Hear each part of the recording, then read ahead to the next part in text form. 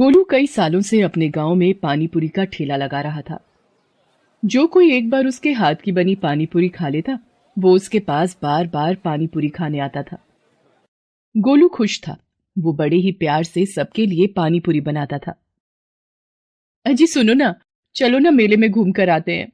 कितने दिन हो गए हमें साथ में बाहर निकले। नहीं लता, देख तो रही हो कितना काम बाकी है अभी। पानी बनाना है, फिर पूरियां भी तो तलनी है।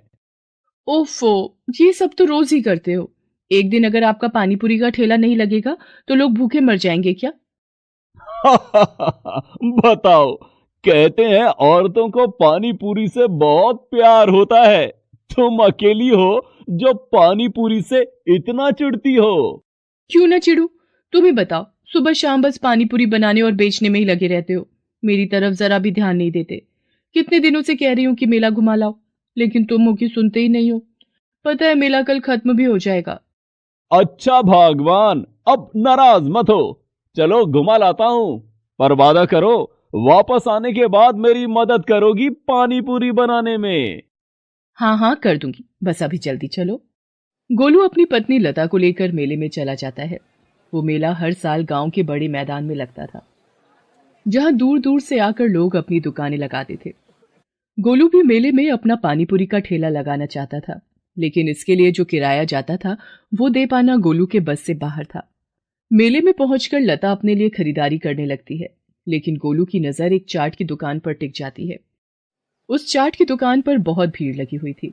वो लता से कहता है, लता, पानी पूरी खाओगी क्या? क्या? यहां भी पानीपुरी? मुझे नहीं खानी। अच्छा ठीक है, तुम्हें अपने लिए जो खरीदना है खरीद लो, मैं बस अभी आता हूं। इतना कहकर गोलू उस चाट की दुकान पर जाता है।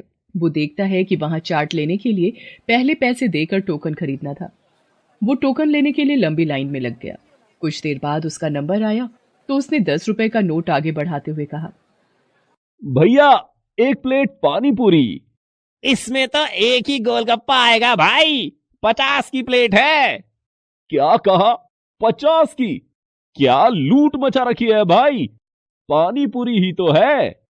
ये कोई ऐसी वैसी पानी पूरी नहीं है, दिल्ली का मशहूर ब्रांड है हमारा। हैं? पानी पूरी में भी कोई ब्रांड होता है क्या? अरे जैसे सब बनाते हैं वैसे ही तो बनाते होंगे ना। खुद ही देख लो, पानी के कितने सारे फ्लेवर हैं, और सबसे बड़ी बात, हाइजीन का बहुत ख्याल रखा जाता है यहाँ। ये सड़क वालों की तरह नहीं कि किसी भी पानी में बना दिया, किसी भी तेल में तल दिया। आरओ का शुद्ध पानी इस्तेमाल करते हैं हम, और देसी घी में तली जाती हैं हमारी पूरियां। तुम्हें पता है, बड़े बड़े सेलिब्रिटीज आकर खाते हैं दिल्ली में हमारी पानी पूरी। तो भैया ये तो बताओ कि दिल्ली छोड़कर यहाँ गांव में क्या कर रहे हो? हम खुद नहीं आए, हमें मेले के आयोजनकर्ताओं ने बुलाया है, ताकि गांव के लोगों को भी हमारी खास चाट चखने का मौका मिल सके। चलो अब और टाइम बर्बाद मत करो, पानी पूरी खानी है तो निकालो 50 का पत्ता, वरना रास्ता नापो। हाँ हाँ हाँ, रुको, देता हूं पैसे। मैं भी तो देखूं, ऐसा क्या खास है तुम्हारी पानी पूरी में? गोलू 50 रुपए देकर एक प्लेट पानीपुरी खरीद लेता है और फिर उसे खाने लगता है। ठीक सी ही है, उतनी खास तो नहीं जितनी कि ये बोल रहा था। ये देखो, मुझे एक प्लेट के 10 रुपए देने में इन गांव वालों को कितनी आफत पड़ती है, और यहां लाइन लगाकर लूटने को तैयार खड़े हैं। गोलू ये सब सोच ही रहा था कि तभी लता उसके पास आती है और गुस्से से कहती है, ये क्या, घर में पानीपुरी कम है क्या जो यहाँ इतनी महंगी पानीपुरी खा रहे हो? लता, वो मैं देखना चाहता था कि इसकी पानी पूरी में ऐसा है क्या जो इतनी महंगी होने के बाद भी लोग यहाँ लाइन लगाकर खड़े हैं। कुछ खास नहीं है, बस नाम बड़ा है। लोग यहाँ एक प्लेट खाएंगे और पूरे साल बड़ी शान से बताएंगे कि दिल्ली वालों की पानीपुरी खाई थी उन्होंने मेले में। अच्छा, ऐसा है क्या? हाँ ऐसा ही है। चलो अब घर चलते हैं। मुझे जो चाहिए था मैंने सब खरीद लिया, और घर चलकर तुम्हारी पानी पूरियां भी तो बनवानी है। अरे हाँ, चलो चलो जल्दी चलते हैं। गोलू और लता घर वापस आ जाते हैं। उन्हें लौटने में काफी देर हो गई थी, इसलिए उस दिन गोलू ने शाम के वक्त पानी पूरी का ठेला नहीं लगाया। रात हो गई थी, लेकिन गोलू की आंखों से नींद गायब थी। क्या हो गया जी, सोते क्यों नहीं? लता, मैं सोच रहा हूं कि कब तक ऐसे ही 10 रुपए की एक प्लेट बेचता रहूंगा मैं। इससे आगे कुछ तो सोचना ही होगा। तो 15 रुपए की प्लेट कर दो। नहीं, इससे भी काम नहीं चलेगा।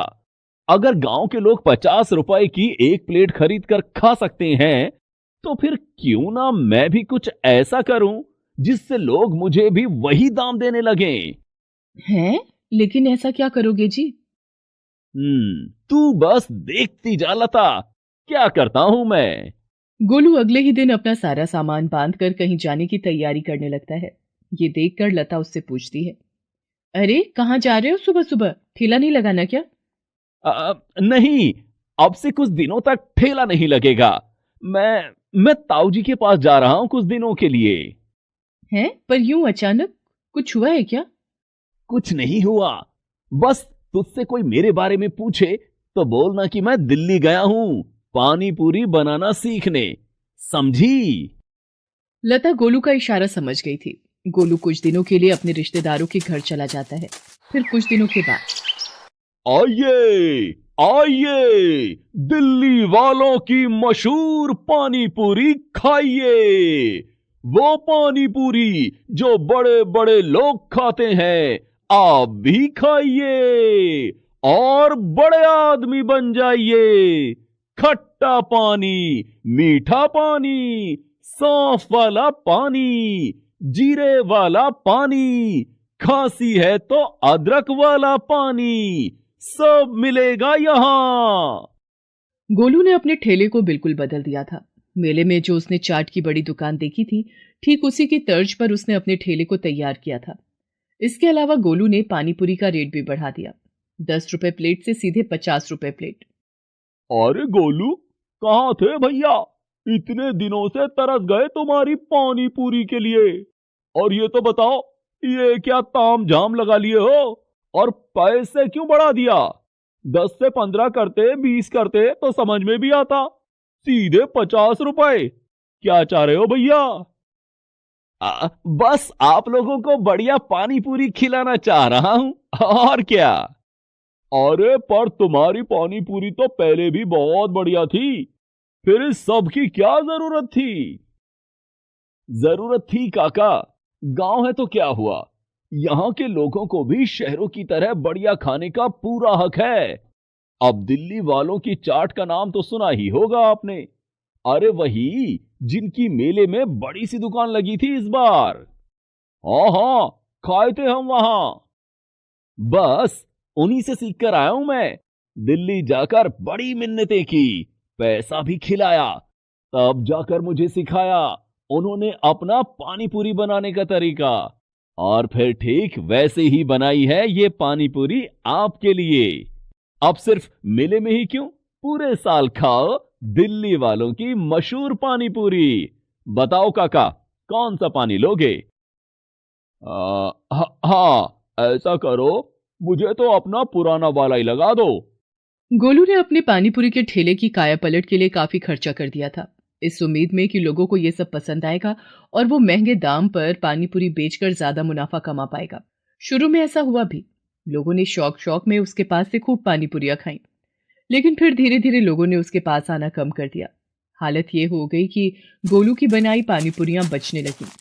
मजबूर होकर गोलू उन्हीं बासी पानीपुरियों को बेचने लगा।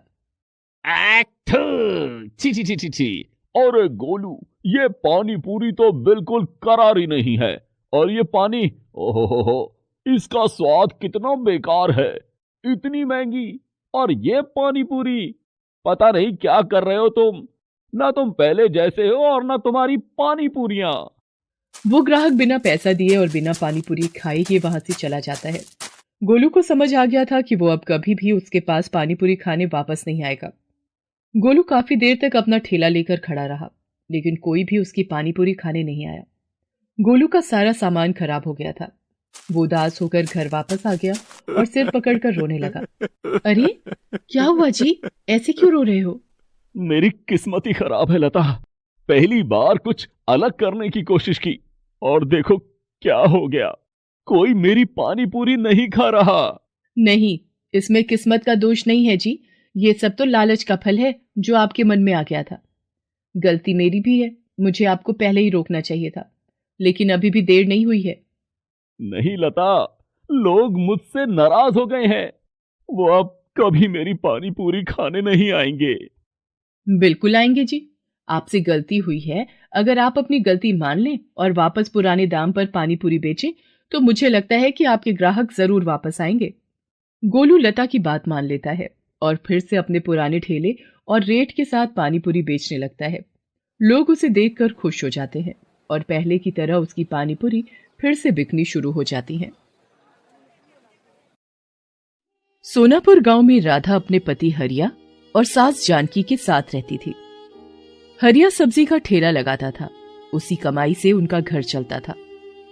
राधा एक बहुत ही नेक और समझदार औरत थी। वो घर का सारा काम करती और अपने पति और सास की खूब सेवा करती थी। राधा और हरिया अपने सादे से जीवन में बहुत खुश थे, लेकिन राधा की सास जानकी एक दुष्ट औरत थी। वो राधा के हर काम में कोई ना कोई कमी निकालती और उसे ताना देने का कोई मौका नहीं छोड़ती। पर राधा सब कुछ चुपचाप सुनती और अपना काम करती रहती। वो कभी भी पलटकर जानकी को जवाब नहीं देती थी। इसी तरह उनके दिन बीत रहे थे। एक दिन राधा ने खाना परोसा तो उसकी सास बोली, अरे राधा, कितने दिन हो गए, तुझे अभी तक खाना बनाना नहीं आया? ये क्या बेस्वाद खाना मेरे आगे रख दिया है? क्या हुआ माँ जी? होना क्या है, मेरी तो किस्मत ही फूट गई जो अपने बेटे के लिए तुझ जैसी निकम्मी बहू ले आई। तुझे तो खाना तक बनाना नहीं आता। ये कहते कहते जानकी खाना छोड़कर चली गई। इसी तरह वो आए दिन हर काम पर राधा को कोई ना कोई ताना देती रहती। हरिया खूब मेहनत करके सब्जी लाता और दिन भर उसे बेचने के बाद शाम को जब थका हारा घर आता तो उसकी माँ जानकी राधा की बुराइयां लेकर बैठ जाती। बेटा, तू तो सारा दिन घर से बाहर मेहनत करता है, तुझे क्या पता तेरी बीवी तो मुझे ठीक से 2 वक्त का खाना भी नहीं देती। अरे माँ, क्यों गुस्सा होती हो? मैं उसे समझा दूंगा, अब वो तुम्हारा मनपसंद बना दिया करेगी। हरिया भी कभी अपनी माँ के आगे नहीं बोलता था। दोनों अपनी माँ की बहुत इज्जत करते थे, परंतु जानकी हमेशा राधा के पीछे पड़ी रहती थी और उसे जली कटी सुनाती रहती थी। एक दिन हरिया सब्जी का ठेला लेकर घर को वापस आ रहा था, तभी रास्ते में उसका एक्सीडेंट हो जाता है जिसमें उसे बुरी तरह चोट आती है। कुछ राहगीर उसे उठाकर अस्पताल ले जाते हैं और उसके घर पर खबर पहुंचा देते हैं। हरिया को काफी ज्यादा चोट आने के कारण और बहुत खून बह जाने के कारण काफी कमजोरी आ जाती है। डॉक्टर राधा को समझाते हैं, देखिए, इनकी हालत ठीक होते होते काफी समय लग जाएगा, क्योंकि इनकी एक टांग पर गहरी चोट आई है, जिस वजह से कुछ महीनों तक इन्हें आराम ही करना होगा। यदि आराम नहीं किया गया तो ये जीवन भर शायद चल ना पाए। जी डॉक्टर साहब, मैं इनका पूरा ध्यान रखूंगी। राधा हरिया को लेकर घर आ जाती है। अब राधा पर बहुत काम आ जाता है। उसे घर के साथ साथ हरिया का भी पूरा ध्यान रखना था। उसका हर छोटा बड़ा काम उसे करना पड़ता था। हरिया के इलाज पर वो सारा पैसा खर्च हो गया जो राधा ने जोड़ कर रखा था। अब तो घर में राशन के लिए भी पैसे नहीं थे। राधा को बहुत चिंता हो रही थी कि राशन कहां से आएगा। जानकी भी उसे ताने मारती रहती थी, अरे मनहूस, तूने तो अपने पति को अपाहिज बनाकर बिस्तर पर लिटा दिया। अब इस बुढ़ापे में क्या मैं राशन का इंतजाम करने जाऊंगी? तू तो जवान है, कुछ काम क्यों नहीं करती? राधा जानकी की ऐसी बातें सुनकर बहुत दुखी और चिंतित होती थी। वो कुछ काम नहीं जानती थी जिससे कि पैसा कमाया जा सके। हे भगवान, ये कैसी परीक्षा की घड़ी में तूने मुझे डाल दिया है। अब मैं घर को संभालूं या कमाने के लिए बाहर जाऊं? मैंने तो कभी कोई काम किया नहीं। भगवान, आप ही मेरी मदद करें। राधा स्वभाव की बहुत अच्छी थी, इसी कारण पड़ोस के लोगों ने उसकी काफी मदद की, जिससे कि अब तक उसका गुजारा चल रहा था। परंतु अब केवल 2 दिन का ही राशन बचा था। राधा चिंतित हो रही थी और घर के बाहर मुंडेर पर गहरी सोच में बैठी थी। तभी वहां एक साधु बाबा आते हैं। बेटी, क्या इस भूखे साधु को कुछ खाने को मिलेगा? राधा सोच में पड़ जाती है कि उसके पास तो अपने खाने के भी लाले पड़े हैं और ऐसे समय में इस साधु बाबा को क्या खिलाए। परंतु राधा स्वभाव की बहुत अच्छी थी, जिस कारण वे उन्हें मना नहीं कर सकी। उसने सोचा उसके हिस्से का जो रूखा सूखा पड़ा है वो वही बाबा को दे देती है। आप यहां बैठिए बाबा, इस गरीब के घर में जो रूखा सूखा है वही ग्रहण करें। ये कहते हुए राधा थाली में भोजन परोस लाती है और साधु बाबा के आगे रख देती है। बेटी, मैं तुम्हारे चेहरे पर चिंता देख रहा हूं। मुझे बताओ, तुम्हें क्या कष्ट है? नहीं बाबा, कुछ नहीं। परंतु बाबा के बार बार पूछने पर राधा उन्हें अपनी सारी परेशानी बता देती है। मैं जानता हूं कि तुम बहुत परेशानी में हो, फिर भी तुमने मुझे भोजन खिलाया। तुम एक बहुत नेक औरत हो, इसीलिए मैं तुम्हारी मदद करना चाहता हूं। आप मेरी मदद कैसे करेंगे? साधु बाबा एक कपड़े सीने की मशीन राधा को देते हैं और कहते हैं, देखो बेटी, इस मशीन में जादू है जो तुम्हारी मदद करेगी। तुम इसे अपने पास रखना। तुम्हें जो भी सिलना आता है, तुम वही कपड़े सिलना शुरू करो।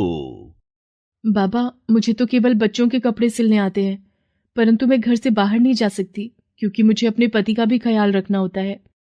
हाँ, मैं सब समझता हूँ बेटी, तभी तो मैंने तुम्हें ये जादुई मशीन दी है जो तुम्हारी मुश्किल आसान कर देगी। तुम घर बैठे ही बच्चों के कपड़े सिलना, देखना तुम्हें उस काम में खूब सफलता और पैसा मिलेगा, जिससे तुम्हारी सारी परेशानियां दूर हो जाएंगी और तुम्हारी सास भी तुम पर नाराज नहीं होगी। इस मशीन से कोई कपड़ा खराब नहीं बनेगा। तुम जो भी बनाओगी वो बहुत अच्छा बनेगा। आपकी बहुत कृपा साधु बाबा, आपने तो मेरी परेशानी हल कर दी। अच्छा, अब मैं चलता हूं। तुम जल्दी अपना काम शुरू कर दो। ये कहते हुए साधु बाबा वहां से चले जाते हैं और राधा वो मशीन अपने कमरे में रख लेती है। अगले ही दिन से राधा बच्चों के कपड़े सिलने का काम शुरू कर देती है। आस पड़ोस में कुछ घरों के लिए वो कपड़े सिलती है जो कि सभी को बहुत पसंद आते हैं। अरे बहन, तुमने मेरी बेटी का जो फ्रॉक बनाया था वो मेरी सभी सहेलियों को बहुत पसंद आया। वो सब भी तुमसे कपड़े सिलवाना चाहती हैं। हाँ हाँ, क्यों नहीं, तुम उन्हें मेरे घर ले आना। इस तरह से राधा का काम सभी को बहुत पसंद आता है और उसके पास कपड़े सिलवाने वालों की भीड़ बढ़ती जाती है। बाबा के आशीर्वाद से राधा का काम खूब फलने फूलने लगता है। अब वो घर पर रहकर ही अपने पति का ध्यान भी रखती और कपड़े सिलने का काम भी करती है। इस तरह काम चलने के बाद राधा के घर में खूब पैसे आने लगते हैं और उनके घर में किसी चीज की कोई कमी नहीं रहती। वो अपने पति और सास के लिए खाने पीने की खूब चीजें लाती है। उसकी सास उसे किसी प्रकार का ताना नहीं दे पाती। हरिया की तबीयत भी दिनों दिन ठीक होती जाती है और वो एक दिन राधा से कहता है, राधा, अब मेरी तबीयत काफी ठीक हो गई है। मैं भी तुम्हारे साथ तुम्हारे काम में मदद कर सकता हूँ। तुमने मेरी इतनी सेवा की और मेरे घर माँ का भी ध्यान रखा, साथ साथ तुमने ये काम भी चलाया। मैं तुम्हारा शुक्रिया अदा करना चाहता हूँ। ये सब बातें सुनकर राधा की सास भी शर्मिंदा हो जाती है और अपनी बहू से कहती है, बेटी मुझे माफ कर दो, मैंने तुम्हारी काबिलियत पर हमेशा शक किया और तुम्हारे हर काम करने के बाद भी मैंने तुम्हें ताना ही मारा, परंतु आज तुम्हारी वजह से मेरा बेटा भी ठीक हो गया और हमारे घर में किसी चीज की कोई कमी भी नहीं रही। अरे माँ जी, आप माफी क्यों मांग रही हैं? ये मेरा ही घर है, आप लोग मेरे अपने हैं। मेरा फर्ज बनता है कि मैं इस घर का पूरा ध्यान रखूं और मैंने पूरी कोशिश भी की। बस आप दोनों का आशीर्वाद मुझ पर ऐसे ही बना रहे। राधा की एक पड़ोसन उसकी ये सफलता देखकर बहुत जलती है और राधा से बातों बातों में पूछ लेती है कि आखिर उसकी सभी परेशानियां खत्म होने का क्या राज है। उस पड़ोसन को जैसे ही पता चलता है कि राधा के पास एक जादुई मशीन है, वो जलन के मारे पागल हो जाती है और उस मशीन को चुराने का विचार बनाती है। एक दिन जब राधा घर पर नहीं थी, वो बहाने से उसके घर जाती है और उसकी मशीन चुराकर अपने घर ले आती है। वो जैसे ही मशीन पर काम करने लगती है, उसके दोनों हाथ बुरी तरह जख्मी हो जाते हैं और जलने लगते हैं। वो जोर जोर से मदद के लिए चिल्लाने लगती है। तभी उसकी आवाज सुनकर राधा भागी हुई उस पड़ोसन के घर आती है और देखती है कि उसकी जादुई मशीन उस पड़ोसन के पास है और वो जख्मी हालत में चिल्ला रही है। राधा जल्दी से उसके हाथों की आग बुझाती है और मरहम पट्टी करती है। ये सब होने के बाद वो पड़ोसन बहुत शर्मिंदा होती है और राधा से माफी मांगती है। मुझे माफ कर दो राधा, मैंने जलन में आकर तुम्हारी जादुई मशीन चुरा ली, जिसका मुझे ये फल मिला। लेकिन तुमने फिर भी मेरी मदद की। तुम बहुत अच्छी हो राधा, तभी तुम पर भगवान का आशीर्वाद है। मैंने चोरी करके बहुत बड़ी गलती की, मुझे माफ कर दो। नहीं बहन, ऐसी बातें मत करो। गलती तो हर इंसान से हो जाती है। तुमने अपनी गलती मान ली, यही बड़ी बात है। पर मुझसे वादा करो कि आगे से तुम ऐसा कोई काम नहीं करोगी। ये कहते हुए राधा अपनी जादुई मशीन उठाकर अपने घर ले आती है। हरिया भी राधा के काम में ही उसका हाथ बटाने लगता है और बाजार से सामान लाना, ले जाना और कपड़ों की सप्लाई दुकान पर देकर आना जैसे सभी काम वो कर लेता है। और बाबा के आशीर्वाद से उनके घर का माहौल भी अच्छा हो जाता है और तीनों खुशी खुशी रहने लगते हैं। Please subscribe this channel.